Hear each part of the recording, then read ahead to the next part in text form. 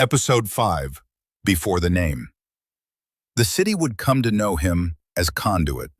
But before the name, before the blue lightning, before the rooftops and the rumors, he was just a man trying to do his job.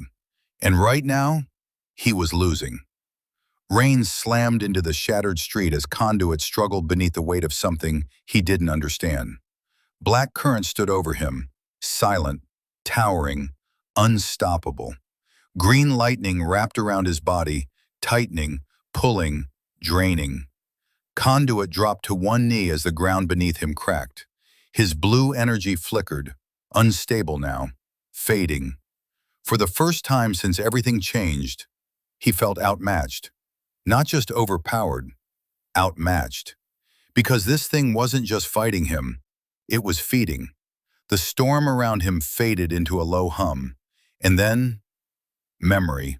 Back inside the plant, blue work shirt, gray cap, tablet in hand, systems humming, panels lit, everything normal. Back when no one knew his name, back when he was invisible. The man who kept things running without anyone noticing. Another flash, a rooftop, rain pouring, blue sparks jumping wildly from his hands. Uncontrolled, chaotic. He remembered the panic. Remembered staring at his hands like they didn't belong to him. Below, people had started to notice. Phones out, voices rising. There's something up there. Did you see that? Not a hero. Not yet. Just a rumor. A shape in the storm. A flicker of blue in the night. Back in the present, black current lifted him higher, green energy tightening around his chest. Conduit gasped as blue lightning was pulled from him, stretched into the green. His power being taken. Black current's chest core pulsed brighter. It wasn't separate. It was connected, twisted, hungry. Another memory hit. Acquired a rooftop.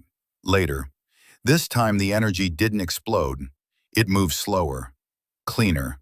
He had stopped fighting it, stopped forcing it, started listening, feeling the rhythm beneath everything, the grid. That was the moment things changed. Back in the fight, Conduit's eyes opened. The panic was gone. He stopped struggling, stopped pushing blindly. The blue lightning around him didn't flare. It tightened, condensed, focused, sharp. For the first time, the energy obeyed with precision. Black current paused, just for a second, but it was enough. Conduit pulled everything inward, every spark, every pulse. The energy compressed into a single, blinding point. Then, he released it. A massive burst of blue lightning exploded outward, tearing through the green restraints. The shock wave ripped across the street. Debris lifted. Rain blasted sideways. Black current was forced back, just slightly, just enough. Conduit hit the ground, caught himself, then launched upward into the storm. Blue lightning trailing behind him, unstable, but free. Below, black current stood still, watching, not chasing, learning.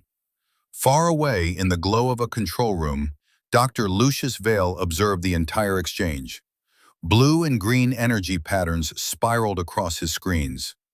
Conduit had survived, and more importantly, he had changed. Vale allowed the smallest hint of a smile, because now he understood.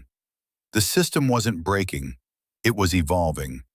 And next time, it wouldn't be a fight, it would be a test. The city thought it was watching the rise of a hero. It wasn't. It was watching the beginning of a war. When the city's in trouble and the lights go dim and the